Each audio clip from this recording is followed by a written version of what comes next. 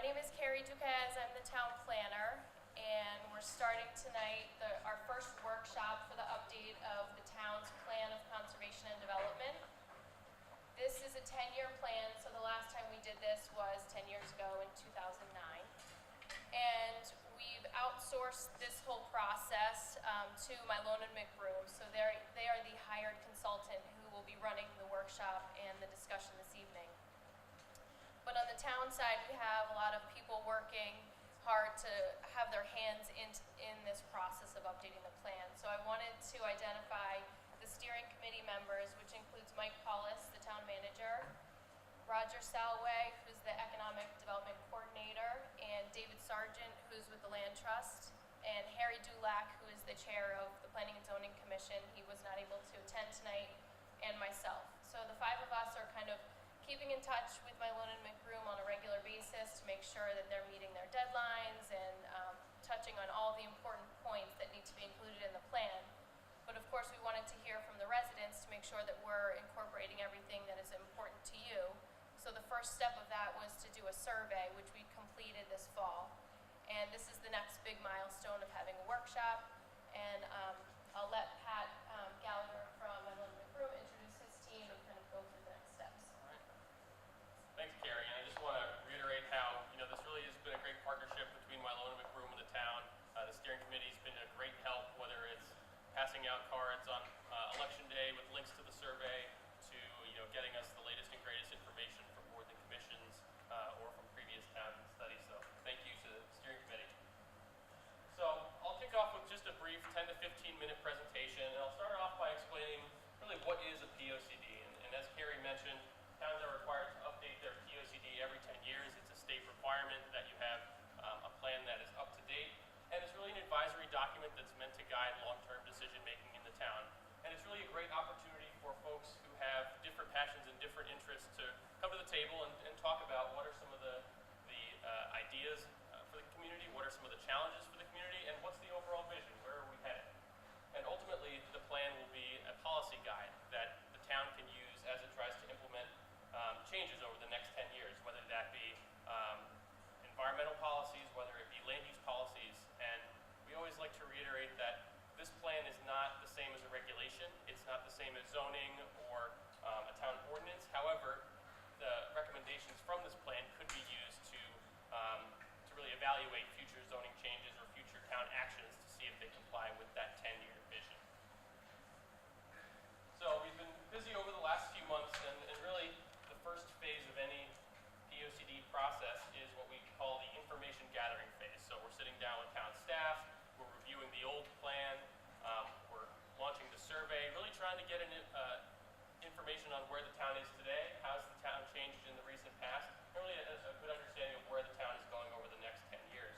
So we're just about wrapped up with our information gathering stage, which is why we wanted to host the workshop tonight, because over the next few months we're going to be looking more forward. So we're going to start to be developing some overall goals for the plan as well as objectives and strategies.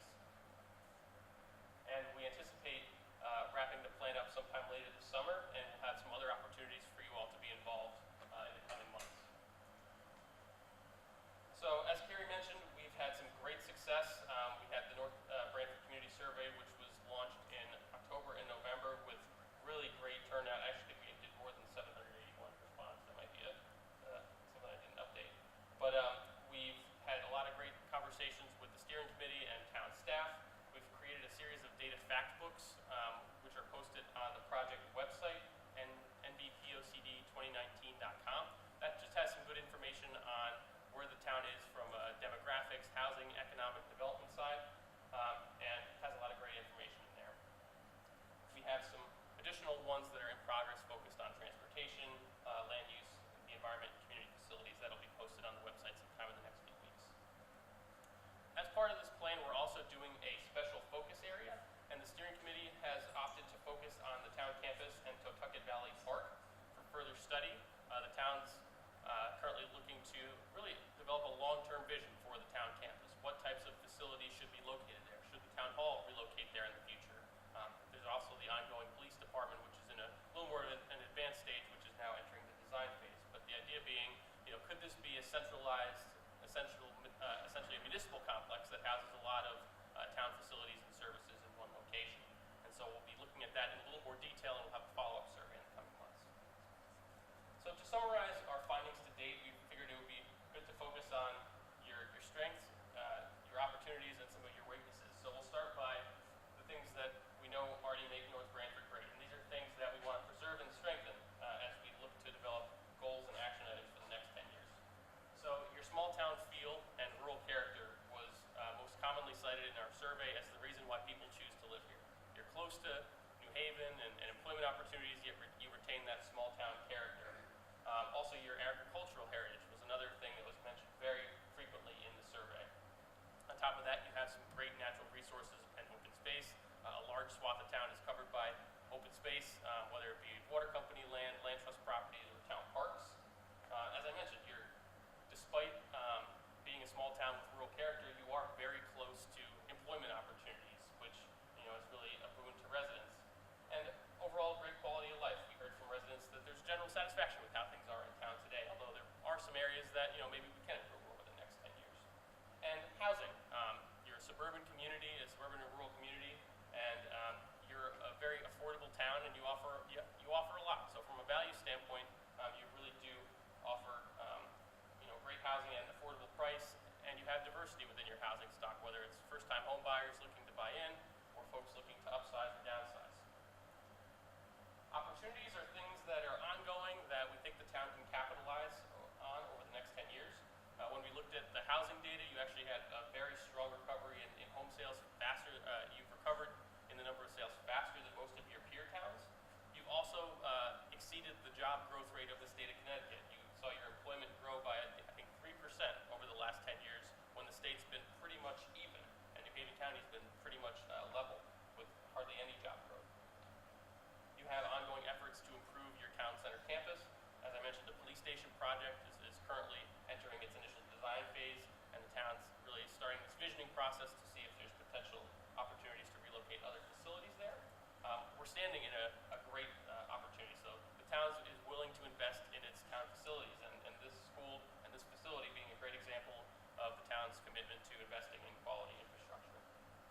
We heard that agriculture is very important to the town, and your farms have really adapted to to the new reality of farmers, where you're getting away from some of your traditional farming uses, but you're continuing to remain economically viable. And we see that with some farms offering wine or beer or agri-tainment uses that are very different, and that's helping to preserve your agricultural heritage. And then access to Lake Gillard and surrounding water company lands is an opportunity. The Regional Water Authority has started a permit program pretty recently that gives residents a limited opportunity to access those lands, and we hope that maybe over the next 10 years we can get greater access to those properties for residents as well through conversations with the Regional Water Authority. And finally, some of the challenges that we've identified when we looked through the data and looked at the survey. One thing that stuck out to us as consultants and non-residents is the lack of unity between North Branford and Northford. We asked this question as part of the survey, and less than half of the respondents did not feel a sense of unity, or less than half felt a sense of unity between Northford and North Branford. You also have an aging population, which is shifting some of the needs within town, whether that be for municipal services or whether that be for housing. And so as we're developing policies for housing, for example, over the next 10 years, we have to keep in mind that aging population. You have made some investments in town facilities, but others are in need of repair. And in the survey, the police station and the high school were cited as most frequently as the facilities in need of most improvement. Not surprisingly, you're a small town, you're a rural town, suburban town, and therefore you rely on your residential property tax base. And so as part of any POCD, we like to talk about projects, and projects cost money, and inevitably, that's going to get passed on to residents in the form of property taxes. And because you're a residential town, it is something we want to just keep in mind as we're talking about some potential future capital investments. One of the things we heard loud and clear throughout our conversation with both staff and as part of the survey is that the aesthetics of some of your existing commercial corridors and commercial developments could use some improvement. And while it didn't seem like there was strong desire for a ton of new development. I think everybody was in agreement that what you have already could be improved from a physical and aesthetic standpoint. And then finally, state fiscal conditions. A lot of projects are eligible for state discretionary grant funds, and with the state's current fiscal conditions, some of those grant funds have dried up. However, things can change in the next 10 years, and so we want to make sure that this plan identifies projects that the town may use grant funding for in the future, so that if state funds do become available, you have a leg up on some of your competitors. So now I want to introduce the rest of the Mylona McBroom team and introduce the exercises which we'll be running through tonight. We like to keep things informal, so we're not going to have folks stand up here and talk individually, but rather we want to have a one-on-one conversation with you all. And we have a series of 4 exercises that we want you to work through over the course of the evening.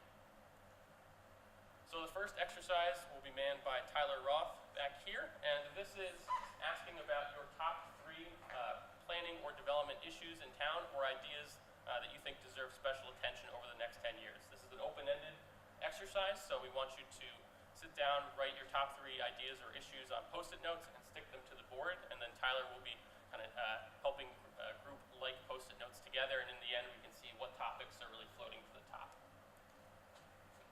We have Liz Esposito in this corner, who will be manning our community investments board, and this one we're going to make you think a little bit. So everybody is going to get 10 popsicle sticks, which will be your currency for the night, and we have a list of 15 potential projects or initiatives that you could fund. And so what we want you to do is figure out how you would distribute those funds if it were up to you. You're welcome to put 10 sticks in one jar, or you're welcome to spread them out amongst 10 different initiatives.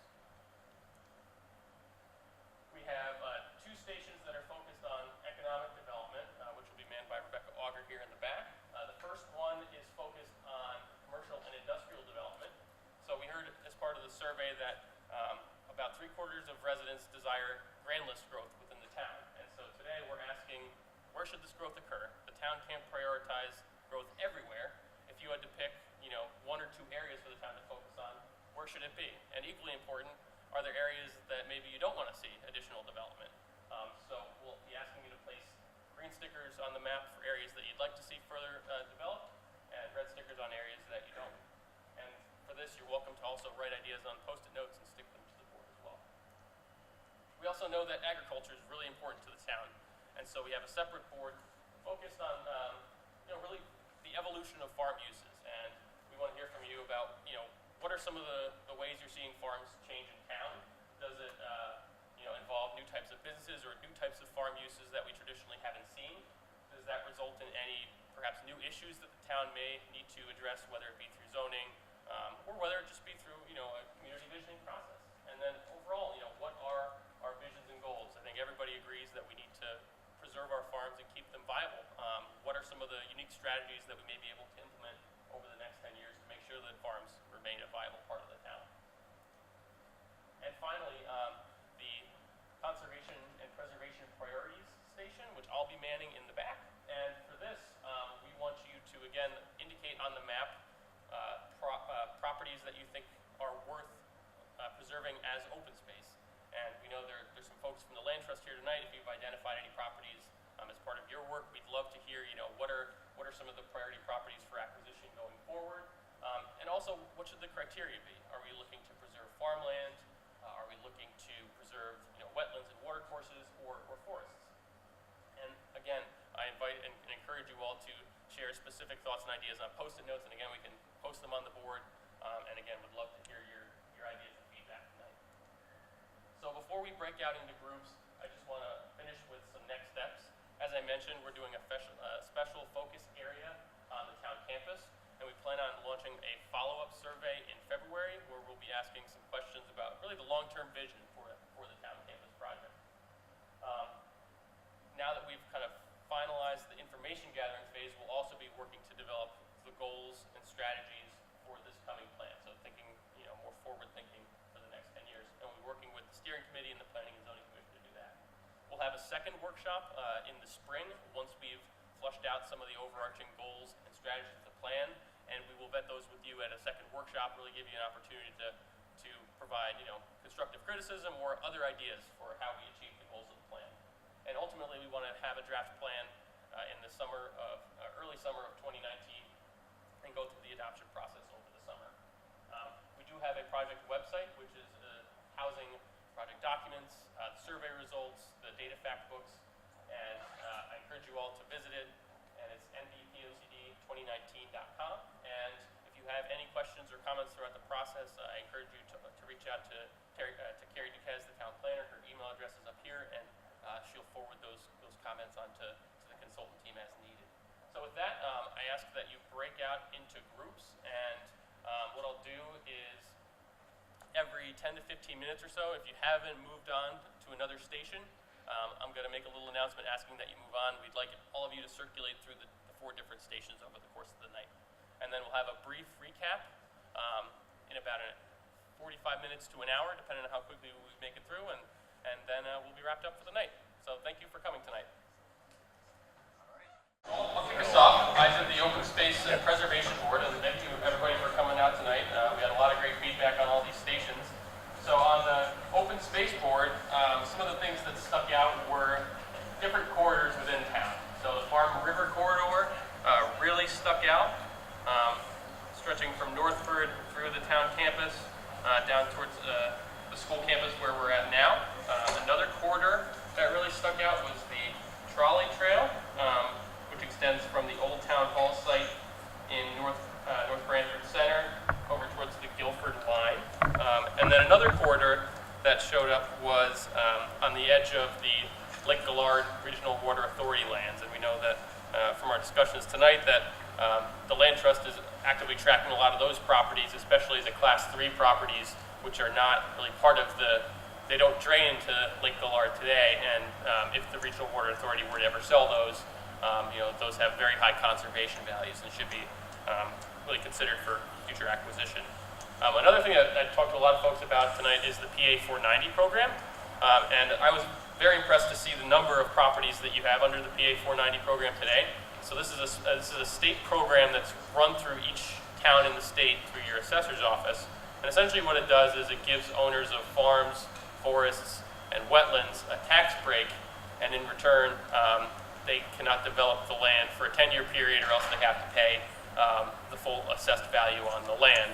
And so much of your farmland and actually a lot of forested land in town as well is under that PA 490 program. So just one thing I wanted to point out is that that map for the PA 490 land only shows PA 490 land that is unimproved. So you may have noticed some of your properties have PA 490 on it, but if you have a single family house or any kind of improvement, it's not showing up on that map. So just something. Thanks, Gary. And that's really about it. We had a lot of great feedback, a lot of blue stickers, so we'll have a lot of tallying to do once we get back to the office. Tyler run us through the top 3.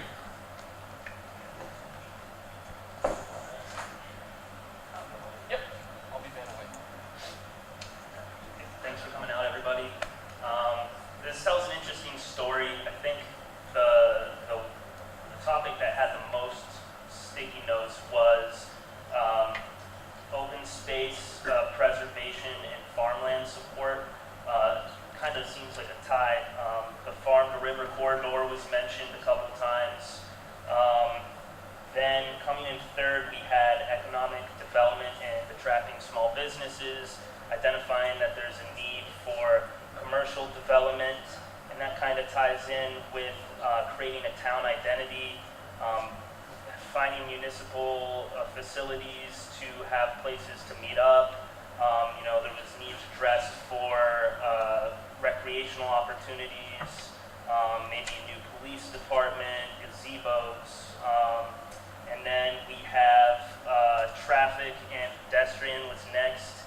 This was an identified need for more public transportation, safety issues.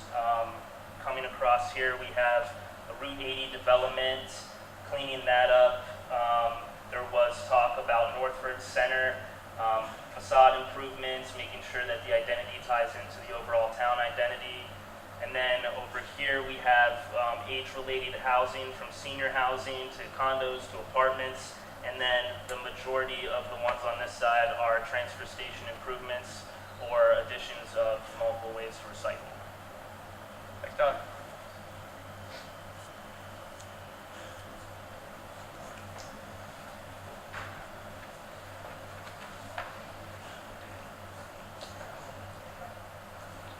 So this was the Economic Development Board, and I think we heard a lot of what Tyler was just talking about echoed on this same board. The green dots represented focal areas for economic development or improvements, and the red dots were areas where folks would like not to see development. There was a heavy concentration in North Branford Center and along Route 80 East, what we're terming Route 80 East. I heard some discussion of extending the sewer line all the way to the Guilford line along Route 80, improving the businesses and the aesthetics along Route 80, redeveloping shopping centers in North Branford Center, just starting fresh with especially the IGA Center. I heard some of the same things that Tyler was just talking about in terms of a town brand identity. Could there be some uniform signage, something that would help not only improve aesthetics but create a brand for the community? There was some interest in Northford Center and creating a more walkable village-style environment there, but the types of businesses may not be appropriate for that at this point, so maybe there's a different type of business to try to attract there. And then some smatterings along some existing industrial areas on the town boundaries, really up in the North Haven boundary as well as down the Branford boundary. I also had the Agriculture Board, which had a few comments with some concerns on some evolving uses in agriculture, especially related to water usage and breweries and wineries. Also some interest in helping to develop the next generation of farmers and the town making some efforts to help cultivate that as a viable profession and option for younger folks, and just generally increasing the types of farms and letting them evolve seems to be the threads that I've seen in some comments here. Liz? So I can't bring all the jars up with me, so I don't have a very nice visual.